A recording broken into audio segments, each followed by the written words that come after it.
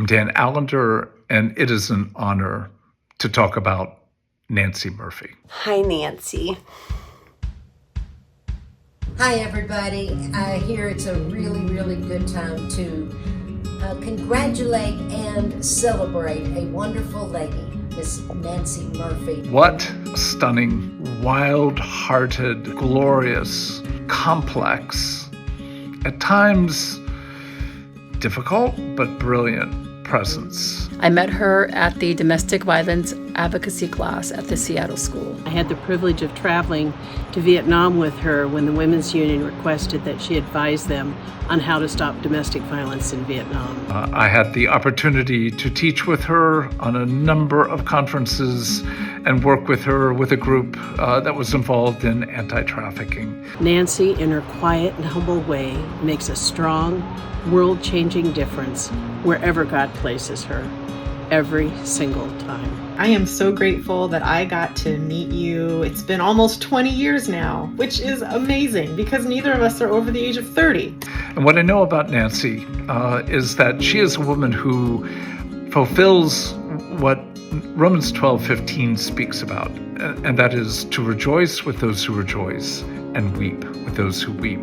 Nancy has that kind of complexity to be able to be fully present with those who are laughing and no joy, and literally step out of that room and be in the presence of people who are grieving and in their mourning, inviting the presence of somebody who can hold that level of sorrow. I am just grateful that my life personally and my family and my spiritual life and my professional life have been greatly impacted by your words, your soft-spoken, giant words. I think it's your personal example that has impacted me the most. You embody the love of God, and your gentle spirit, your kindness, your ever-evolving and yet steady faith, and your perseverance through many, many tough seasons. Nancy, I'm echoing Paul in his letter to the Philippians in chapter 1. I thank my God in every remembrance of you. I am forever grateful for the privilege of knowing you and serving on the board of Northwest Family Life, because you allowed the Lord to use the painful times you went through to bring blessing and healing to hundreds of families, including your own. Mom has raised me to understand that there's always a reason, but never an excuse. Because Northwest Family Life gave her hope and healing and safety and understanding and language and compassion and empowerment when she was coming out of DV and I was a little girl, I have been deeply impacted as to how I choose to live my life, and also how I choose to listen to and believe the stories of others. I was broken and hurt, and as a consequence, I hurt the ones that I loved. I was seen by many counselors, and the last one said to me, "You know, I can no longer help you. I've taken you as far as I can." And he referred me to Nancy and her capable team at Northwest Family Life. Nancy brought a way of being with strength and grace and passion and trust in understanding domestic violence. I grew up in a home riddled with it, and it wasn't until I met Nancy till I really understood there's a different side to domestic violence. There's a side of help and humility and strength. I had never been taught that.